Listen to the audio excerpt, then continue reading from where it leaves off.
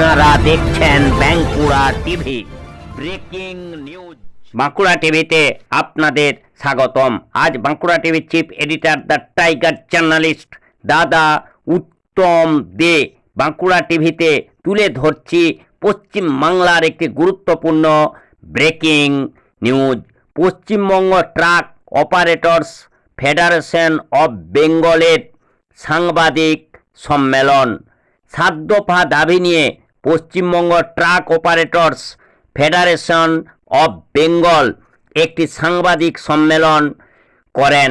সেই সম্মেলনে উপস্থিত ছিলেন ফেডারেশন এর রাজ্য সম্পাদক সজল ঘোষ, দক্ষিণ দিনাজপুরের সম্পাদক চঞ্চল সাহা, বীরভূমের সভাপতি মোহাম্মদ শামসুজ্জেহা, সম্পাদক আনাস আহমেদ, মালদার সম্পাদক সৌম্য বোস, হুগলির সম্পাদক প্রবীর চ্যাটার্জি প্রমুখ।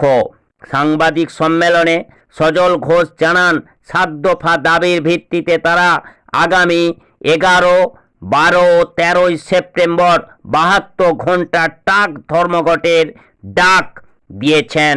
তিনি জানান, বীরভূমে ওয়েব্রিজ পুলিশের নির্মম অত্যাচারের বিরুদ্ধে গত 15 দিন ধরেও অবস্থান বিক্ষোভ চলেছে, কিন্তু কোনো সমস্যার সমাধান হয়নি। তাই তারা সরকারের দৃষ্টি আকর্ষণের জন্য 3 দিনের ট্রাক ধর্মঘট ডেকেছেন। তাদের মূল দাবি ওভারলোডিং, হ্যারাসমেন্ট, অনৈতিক পার্কিং চার্জ বন্ধ করতে হবে। এছাড়াও আরও কয়েক দফা দাবির ভিত্তিতে তাদের এই ধর্মঘট কর্মসূচি।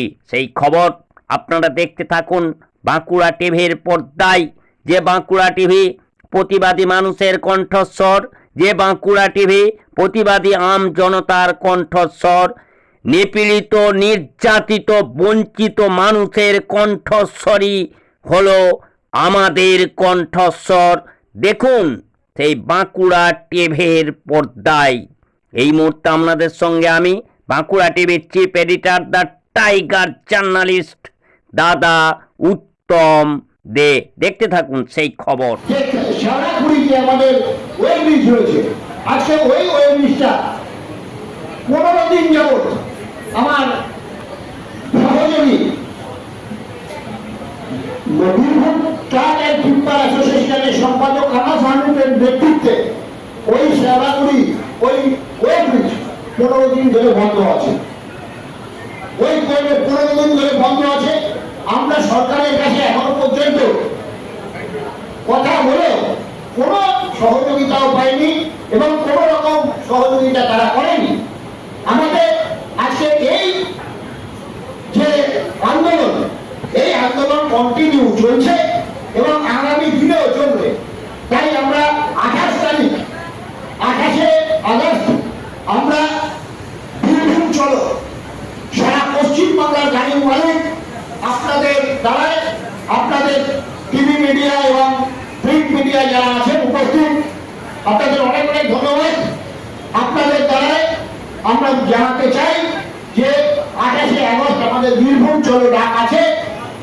আমাদের সকল সারা পশ্চিমবাংলার ট্রাক মালিক আমরা বীরভূমে উপস্থিত হব এবং ওখানে বিক্ষোভ সমাবেশে আমরা মিলিত হব এবং যেই সকল সমস্যাগুলো আমরা আপনাদের বলছি, আমাদের যে এজেন্ডা আছে, এই এজেন্ডায় আমরা 15 দিন সরকারকে সময় দিচ্ছি। এই সমস্যার যদি সমাধান না হয় আগামী 11, 12, 13 এই 3 দিন আমাদের লাগাতার স্ট্রাইক হবে। ট্রাক স্ট্রাইক সারা ওয়েস্ট বেঙ্গল সারা ভারতবর্ষব্যাপী যে সমস্ত গাড়ি যে সমস্ত রয়েছে, আমরা সেই সমস্ত গাড়িও আমরা ওয়েস্ট বেঙ্গলে ঢুকতে দেবো না এবং আমরা এই 3 দিন 72 ঘন্টা স্ট্রাইকে ডাক আমরা আজকে দিলাম। এই সমস্যার সমাধান না হলে এরপরে পূজা ফেস্টিভ্যাল থেকে শুরু করে নানা রকম জিনিস আসছে, ফেস্টিভ্যালগুলো আসছে। আমরা এই সমস্যা না সমাধান হলে আমরা লাগাতার স্ট্রাইকের দিকে যেতে বাধ্য হব। ডিস্ট্রিক্ট ট্রাক সম্পাদক শৈব ঘোষ উপস্থিত আছেন দক্ষিণ দিনাজপুর ট্রাক ওনার্স অ্যাসোসিয়েশনের সম্পাদক চঞ্চল সাহা, বাপ্পা সাহা। উপস্থিত আছেন আমাদের পশ্চিম মেদিনীপুর ট্রাক ওনার্স অ্যাসোসিয়েশনের কার্যকারী সদস্য অভিষেক। আজকে এছাড়াও আমাদের এখানে উপস্থিত আছেন আমার ফেডারেশনের জয়েন্ট সেক্রেটারি যারা আছেন, তারা এখানে উপস্থিত আছেন। কলকাতা জোন পশ্চিম এবং বর্ধমান থেকেও উপস্থিত আছেন। আজকে আমরা দীর্ঘদিন যাবৎ পূর্ণ পরিষেবাটা এমন একটা জায়গায় পৌঁছেছে, এখন আর আমাদের দুয়ারে ভিড় থেকে গেছে। আমরা এই পূর্ণ পরিষেবাটা দিতে আমাদের খুবই অসুবিধা হচ্ছে। সারা পশ্চিমবঙ্গ জুড়ে আমাদের যে ন্যায্য দাবি, এই ন্যায্য দাবি আমরা বারবার পরিবহন মন্ত্রী মাননীয় ন্যাসির চক্রবর্তী সহ সমস্ত যে আধিকারিক যারা আছেন, এছাড়াও আমাদের মাননীয় মুখ্যমন্ত্রীর কাছে আমরা আমাদের সমস্যার কথা জানিয়ে আজকে তার কোনো কাজ এবং কোনো কিছুই আমরা তার সমাধান হতে পারিনি। প্রশাসনের পদতে আজকে এইভাবে গাড়িগুলো চলছে। আমরা এই তীব্র বিরোধিতা করছি।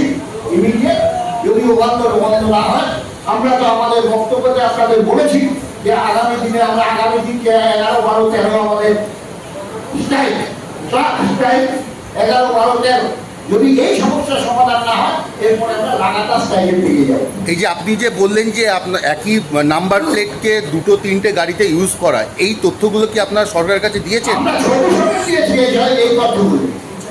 এই তথ্যগুলো আমরা ছবি সমেত দিয়েছি। ছবিতে জিনিস লাগিয়ে দিয়ে গাড়ি চালাচ্ছে, যে অন্যায় জিনিস। এগুলো যদি সরকার দৃষ্টি আকর্ষণ এখনো পর্যন্ত না করে, আগামী দিনে ভবিষ্যতে কিন্তু এই জিনিসগুলো আরো খারাপের দিকে যাচ্ছে। আমরা চাই যে সরকার এই জিনিসটা বন্ধ করুক, বন্ধ করুক, জিরো টলারেন্স আনুক। আজকে যদি একটা গাড়ি 4টে গাড়ির মাল বহন করে, 3খানা গাড়ি আমাদের খালি হয়ে যাচ্ছে, তারা কোনো মাল পাচ্ছে না। আজকে মাননীয় ভূমিকা জাতিক মহাশয় যখন ছিলেন, তখন এই ওনার একটা জিরো টলারেন্সে চলে এসেছিল, কিন্তু আবার সেটা গিয়ে দাঁড়িয়েছে 40%, 50%-এর দিকে চলছে। আচ্ছা সজলদা, রাত্রি আমি দেখ रहा थे আপনাটা যেরকম হাওড়া ব্রিজ থেকে কলকাতা শহর যত ট্রাক ঢুকেও খাচ্ছে। দেখুন, এটা তো ন্যাচারাল ব্যাপার, কন্টিনিউ হয়ে চলছে। আজকে সারা রাতে পুলিশ কিভাবে কি করছে আপনাদের মিডিয়ার দ্বারাই আমরা দেখতে পাচ্ছি। সিভিক গাড়ি ধরার পারমিশন নেই, তারা ধরে পেপার চেক করার নামে তারা ম্যানিপুলেশন করছে গাড়িওয়ালার থেকে। আজকে সেই সব জিনিসগুলো আপনারা নিজেরা দেখিয়েছেন, নিজেরা আপনাদের যে সমস্ত ইউজ যারা আছেন, যারা মিডিয়া আছেন, প্রিন্ট মিডিয়া, তাদের দ্বারা আমরা দেখেছি যে রাস্তায় পুলিশ দৌড়াচ্ছে, জিজ্ঞেস করছে টাকা তুলছে, পুলিশ দৌড়চ্ছে। দেখেছি আজকে এই জিনিসগুলো তো আমরা পূর্ণ বিরোধিতা করছি। এটা তো আমাদের এজেন্ডার মধ্যে আছে। আমরা বাইরে স্টেটের গাড়ি, বাইরে আন্ধ্রা স্টেটের গাড়ি বলুন, ইউপি স্টেটের গাড়ি বলুন, এমপি স্টেটের গাড়ি বলুন, উড়িষ্যা স্টেটের গাড়ি বলুন, এই গাড়িগুলো এখন আর ওই ব্যাপারে ঢুকতে চাইছে না। 24টা জেলার যে সংগঠন আজকের যে মিটিং হলো, বহুবার আমরা বহু রকম ভাবে সরকারকে জানিয়েছি যে আমরা অগ্রিম ট্যাক্স দিয়ে ব্যবসা করি, আমরা ইনসিওর দিচ্ছি, রোড ট্যাক্স দিচ্ছি, টোল ট্যাক্স দিচ্ছি, ট্যাক্সের পর ট্যাক্স। আমরা যারা মেনে এটা চলছি, তাদের ওপর এই সরকার অত্যাচার এত করছে, আমরা গাড়ি চালাতে পারছি না। এই যে আজকে আপনারা সাংবাদিক সম্মেলনের মধ্য দিয়ে আগামী দিনে 3 দিনের যে ধর্মঘটের আজকে চিন্তা ভাবনা করেছেন, কারণটা কি?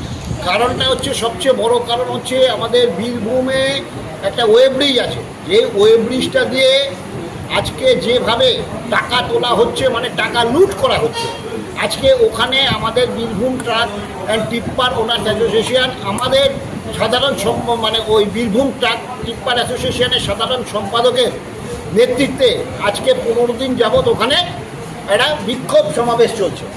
ওই বিক্ষোভ সমাবেশ আজকে যে জায়গায় পৌঁছেছে, সঙ্গে এইসব আমাদের দাবিগুলো রয়েছে।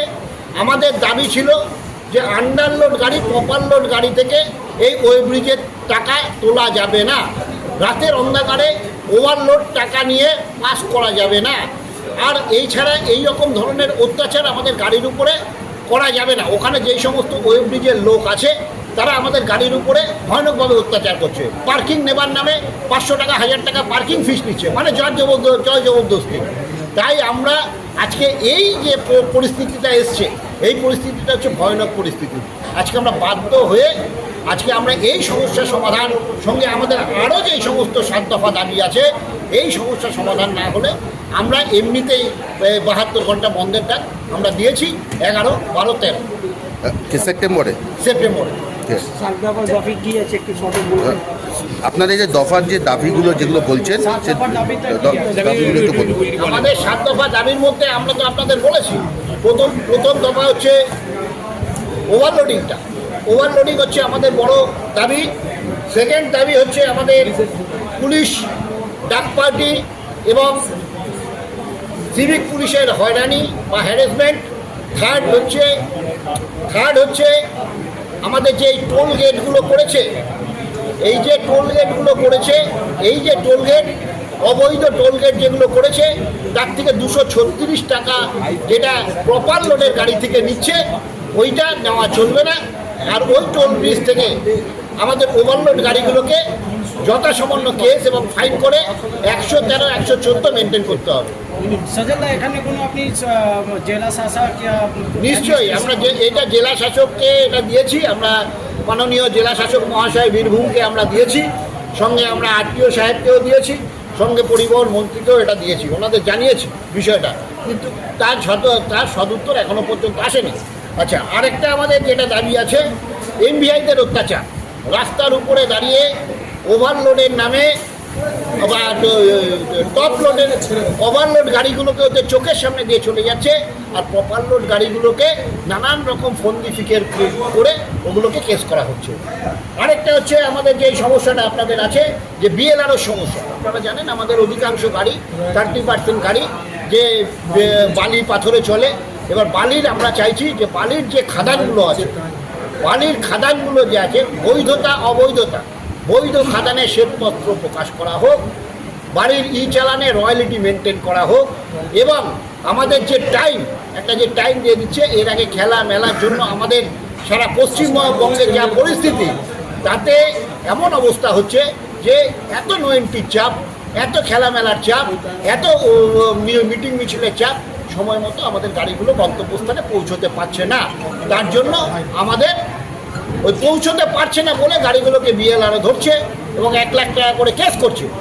আমরা ওই গাড়িগুলোর টাইমটাকে বৃদ্ধি করার জন্য আমাদের দাবি, এবং আমাদের আরেকটা দাবি, ওই গাড়ির উপরে যাতে ভিএলটিটি লাগিয়ে এই সরকারের দৃষ্টান্তমূলক যাতে দৃষ্টিটা ওই ভিএলটিটির উপরে থাকে, এবং ভিএলটিটি মানে এটা লোকেশন জিপিএস, তারা ওই জিপিএসের মাধ্যমে যাতে গাড়িগুলোকে ট্র্যাক করতে পারে, এবং এই 1 লাখ টাকা যাতে যেগুলো দিচ্ছে, মানে যেগুলো ফাইন হচ্ছে, ফাইনটা যাতে হয়তো ফাইনগুলোকে যাতে না করে।